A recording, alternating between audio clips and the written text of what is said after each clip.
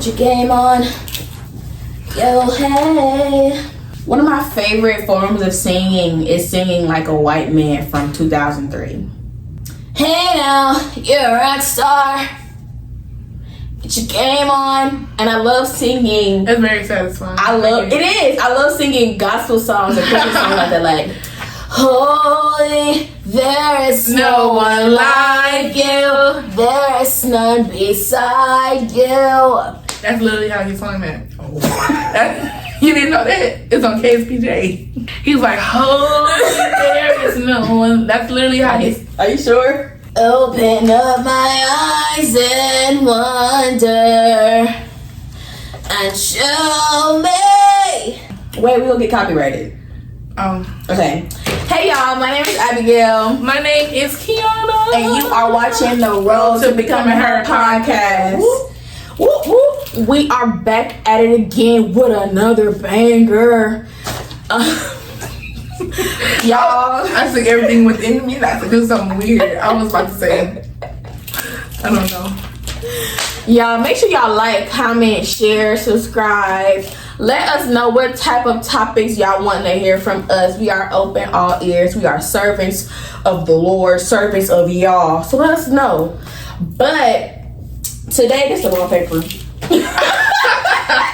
So today, y'all, we just want to talk about the topic of natural hair real quick. That's our topic of the day. So, Kiana, did you hear about that girl on TikTok who simply just said to the black community, the black women specifically, hey, maybe we should like wear our natural hair? Did you hear about that? I don't know nothing. I should start sending you videos. I don't know anything. No, it's cool because I feel like your fresh ears would be good for content. I didn't see the video. I'll probably find it afterwards. But so basically, that was just her statement, and her reasoning was because she noticed that a lot of people. No. She said y'all should start wearing your natural hair, and if you don't, analyze like why you don't wear your natural hair, because she was like, some of y'all hate it. Y'all hate your hair. That's true. But the thing is, they were like in denial about it. Like, I don't hate my hair, I just don't like it. It's hard to manage. It's hard to manage. That I feel like maybe hate's a strong word, but you don't like it. But they do be hateful of their hair though. I feel like you hate your hair, and I said this on my video too on my Instagram.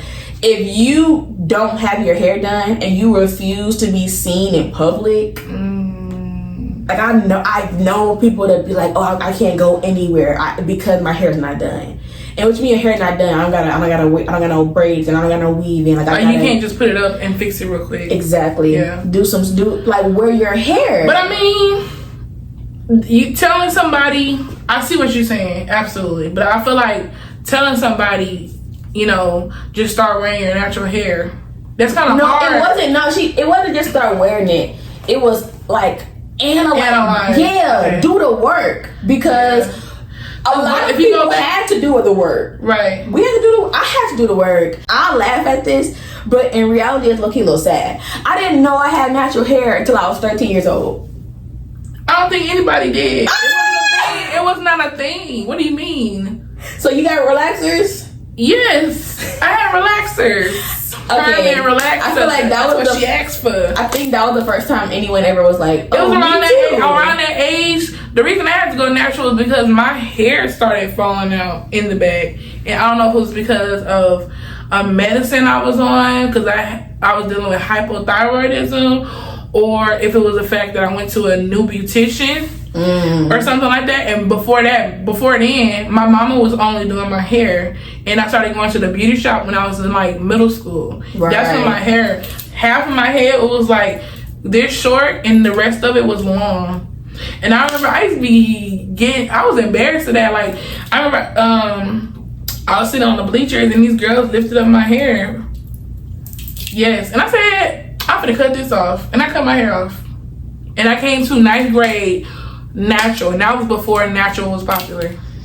And everyone was like, oh no. I feel like when I went natural, it was because I remember, I think her name was Aaliyah or something on YouTube. She was this light-skinned girl. I'm pretty sure her hair was like 3B. Her hair texture was nothing like mine. But what I appreciated about her content was that she was very clear about the fact that, hey, babe, your texture may not be my texture. We all got different textures. I used to like the Natural Sisters. It was 3 of them. The Natural Sisters. I used to like it. It was 3 of them all had. It was a lot. I remember that era when natural hair was. That's how I learned. She basically was like, yeah, I stopped getting relaxers and I just let my hair grow, and it grew out like this. And I remember the moment I was like, wait, I don't have to get a relaxer? I didn't know because it started when I was in our brain that we have to wear weave. We have to wear. I remember for prom, I told my mama, I was like, I wanted weave because everybody else was getting weave, and I never had weave before. I've still never had it. Really? No, I've never had a sew-in, never. And my mama was like, and this is when I was natural. And my mama and my big sister was like, girl, straighten your own hair. And she straightened my hair. It wasn't down my back, but it was cute. And it was like about right here, and it was curly. And she was like, girl, this is weave right here. But because I felt like that wasn't good enough. Yeah. And oh my gosh, that is the thing. Like, I saw another video of a teacher basically pulling from the original creator's statement about natural hair, and she said, yeah, she's absolutely right. This hatred, it gotta stop, because I have students who I come to work with my natural hair, and they're looking at me like, Miss, what's wrong with your hair? Right. Why your hair not done? So it's like, it's not just about our generation. If this generation doesn't, because the generation before us, when I went natural, I had family members 50 oh my god, yes, there was like, they hated their hair. There was like, natural hair not for everybody. Somebody told me like, you cut your hair off, you a boy? And I'm like, I'm not a boy, I just cut my hair. Yeah, so I feel like our generation did a lot of the patriarchs. My mama was cutting my hair. She was like, I don't want to cut it. I said, cut it. I don't want to cut it. Cut it. Cut it off. Cut it, bro. It's just hair. Oh, it's gonna grow back. I'm like, yeah, it's fine. It's fine. I had family that wasn't members. Used to that.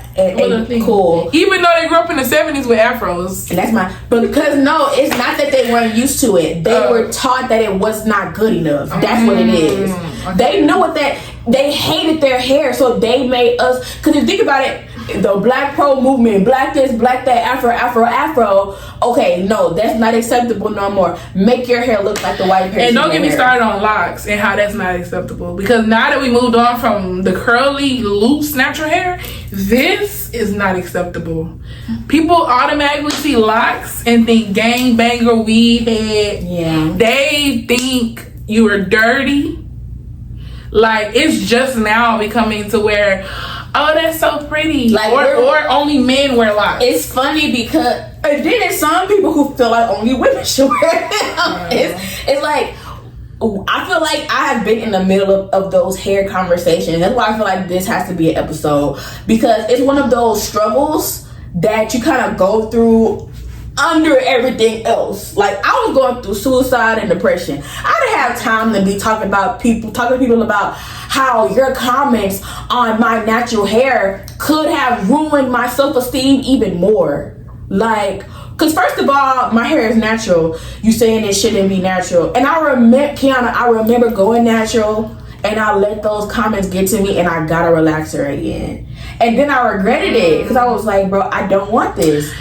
I feel like even deeper than that, I remember I had this conversation with my mom recently, maybe like at the beginning of the year, because the relationship I'm in with right now, it would be moments where I feel like I'll be really on him about, like, you know, you need to look a certain way. You gotta be presentable when you leave the house. But because my parents were on me like that, and I think it became to a point to where it was like, wait, it's something in you that feel like you have to look a certain way when you leave the house. Not saying you gotta look crazy. You want to look presentable, but it became to the point to where I felt like if I didn't have my nails done or my eyebrows done, I realized like if I like, I don't know, like if I did not look right, or if my front of my hair was kind of fuzzy, like I feel like I didn't look presentable, but he would still call me beautiful, and I'm like, I look a mess right now. No, I'm not. Why you would say you're not? I would feel like I look a mess. I would say, no, I look a mess right now. I look a mess. I need to do my, what do they call it? My monthly my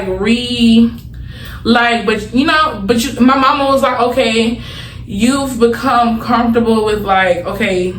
And I think also because I like clothes too. So that also became a part of my personality. Yeah. I feel like if I wasn't dressed a certain way, I didn't feel confident. That's what it was. I didn't feel confident unless I had certain things done and I had certain clothes on.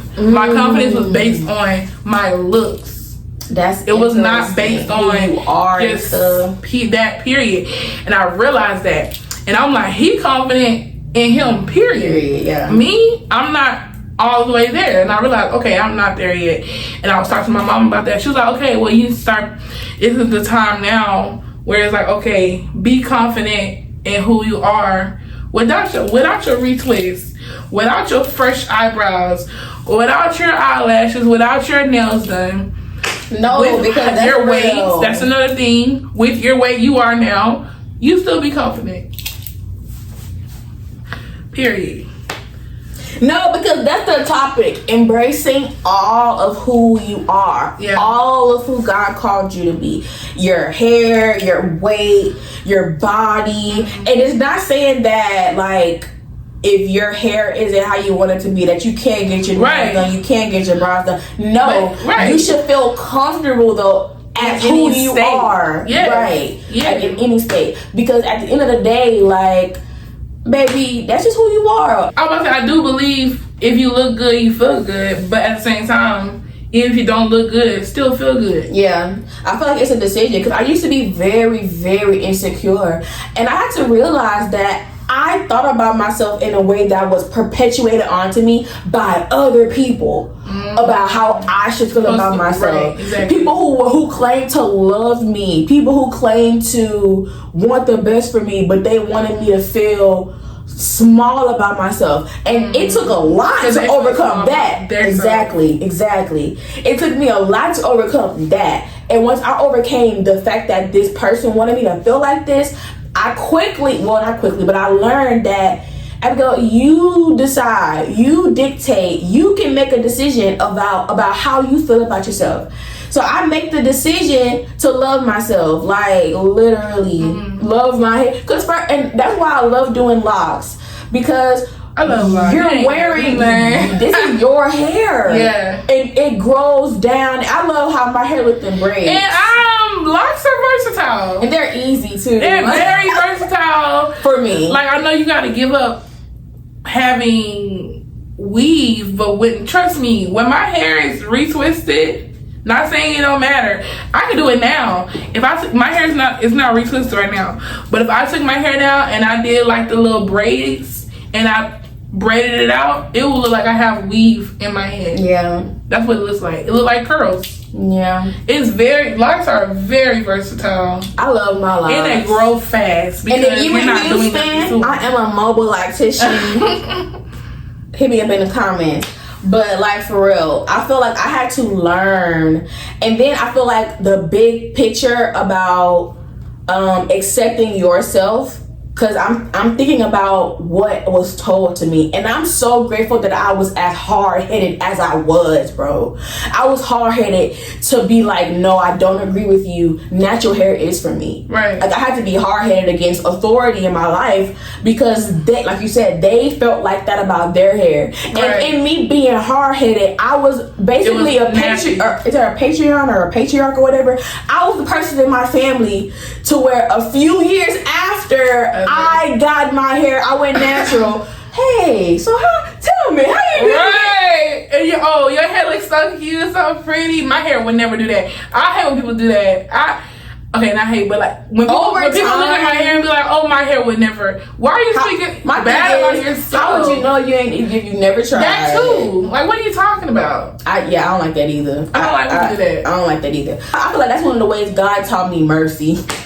God taught me patience. Because it's like, Abigail, people can only give off what they believe. They really believe that. And in their mind, they were like looking out for me. They feel like it was nappy. They feel like they felt natural hair. They felt negative about it because that's what they were taught. And locks looks uncivilized, unkept, whatever. I just feel like when it comes to artistic people, we be ahead. We do be ahead. Got locks before it was popular. I remember when I had got my locks, and then all of a sudden everybody had locks. I was like, "What is going on?" I was like, "Oh." We had got them. I think we didn't. We wasn't talking then. We weren't, but when we came to Star Chairs, we was like, "We got locks." Yeah, that was funny. Cause before that, we both had natural hair. That's crazy. Yeah, and then I just had to. I like what you said that your mom said about even embracing your weight. And I'm in the process. I realized, y'all, I gotta lock in because diabetes running my family, and I can't just be eating sweets the way I love to eat sweets. Man, you laughing? I'd be scared. I'd be like, Abigail, like. Because I don't know what a sugar, I don't know what that stuff feel like. So if I go through that, I wouldn't even sugar know. Rush, what? Like, you know, you say, oh, my sugar low or something like that. I don't know what that feel like. I'm gonna have to ask Rachel to give me a sugar test. But like, I be thinking about that stuff, and it does make me want to prioritize being healthy. But what I will say, it doesn't. I'm grateful that my pursuit or my desire of pursuing health isn't about what I look like. Yeah. Because that's nothing. There's a difference between your kid body and your adult body. Don't get me started on first of all, when you was in college, when you was in high school, you ain't have no hips. Right. When you was in high school, you didn't have all these womanly features. So you gotta take on account for that. You were an adolescent. Your body is preparing for a child one day now. Yeah. So you're gonna look like a woman. You're gonna have extra fat or you're gonna have extra fat in certain places because that's anatomy. Yeah. So that's another thing. You gotta fall in love with the woman version of you. And I feel you can still have, like you said, still have goals. And I feel like, I don't know if I should say it. I want to say it. A lot of the times when people say I want to look like a teenager is because the beauty standard in America is low-key rooted in pedophilia. Yeah. Wow. So let's appreciate the curves, because let's think about it. You want me to be skinny as a 14-year-old? I'm not 14. Right. Want me to be all shaven and hairless? Whoa. That's a child, babe. That is true. That's a baby. I'm a woman. I grow hair. That's nothing like no child expecting. Exactly. So yeah, the hair is gonna be on my arms. Yeah. Sorry. Right. I'm not shaving that. I'm too hairy for that. If I shave this off, it's gonna be a carpet. Like, I'm gonna leave it alone. I'm not even gonna test it. I'm not gonna test it. Do y'all see this? It's gonna be here. Absolutely not. Oh my goodness. Yeah. We just gotta embrace who we are, especially like as Black women in America. I feel like Black women in America really have God's heart, because on the societal pole, like, we're at the bottom. Yeah. We're at the bottom. So I feel like a lot of, even in history, like a lot of Black women, but they still wanted us, but whatever. No, for real. I saw a TikTok, this girl was like, the reason they want you so insecure is so you be insecure and you let them have your body. That's what she said. And I was like, I never thought of it like that. Wow. Never thought of it like that. So it's like, you being confident in who you are is warfare. You need to be, no matter what you look like, who you are, you being who you are in God is warfare, period. But when your insecurity is literally used as like a weapon against you, as a Black woman, you really have to be intentional. Because I remember being like 14, 13, looking at TV, and y'all, don't stone me, I was a child. I used to want to be white. What?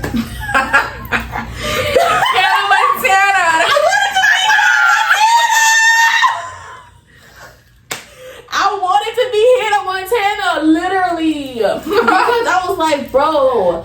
noticed how they were treated. Like, and obviously it's television, so I don't know about the intricacies of their lives, but what I saw on television was better than what I was experiencing. I don't think I ever wanted to be white. I don't think I did, but I think the whole skin color thing was definitely big. Oh, I definitely wanted to be light skinned too when I was in middle school. It was like, oh, if you're not this certain color, you're not.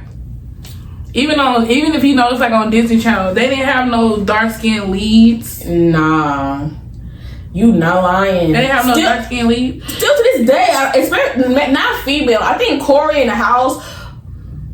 Huh? Corey in the House. Man, though. Yeah. I was gonna say that, but he was a man.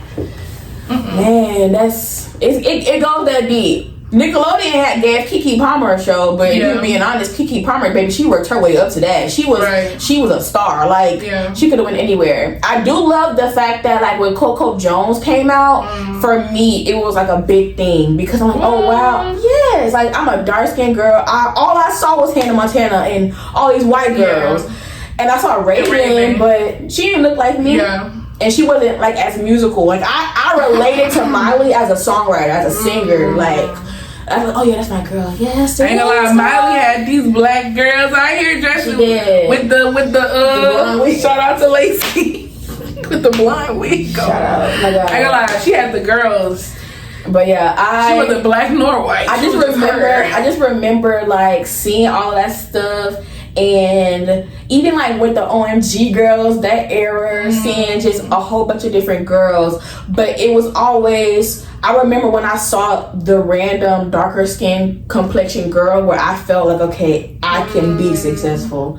Brandy, 7th Street, or Kelly Rowland, like that like representation really matters. Because I remember being in my room like this, listening to those artists, because I'm like, okay, representation does matter. Sure. It matters a lot because Beyonce was cool, Rihanna was cool, and even getting into gospel, the Karen Clark sisters, they all bright. No shade, but like I didn't really see Yolanda Adams. Even she was like more of a brown. I can't recall. Like I took it right now. I can't recall a darker woman. I can't. Like now we got Naomi Rain, we have Jacqueline, but back then, So it was just a lot of who am I? And especially around that era of like my adolescent years, like you said in 9th grade, baby, them the years where you really are like, who am I? At least for me, it was. Man, it's so image, what you see, what you look at, it plays a big part in your identity. And that's why I feel like God really tells us to set our eyes upon Him and find our identity in Him, because that's where He wants us to find us. Not looking at all these other places. Like, and if we're being honest, it should be the people in the home, but it's not always like that. What do you mean? When you're a child, you should be able to look at your parents as like, okay, I can be like my mom. I can be like, that's what they're for. Literally. Like, look to your parents, obey your parents. Because that's what the kid's looking at first. You're not going to be like, I need to find my identity in the Lord at 1 year old. No, they're looking at their mom or their dad. But it's like, everyone doesn't have that. So when you don't have that, what's the next best thing? Culture. We got to embrace who we are. And I definitely want to talk more about this in another episode. Probably about like our character and stuff, like things about our character, because there are certain things that we embrace who we are, but we also have to recognize, okay, we have to let the Lord refine. Exactly. So that could probably be something to talk about next time. But I am Abigail. I'm Kiana. And you have been watching the Road to Becoming Her podcast.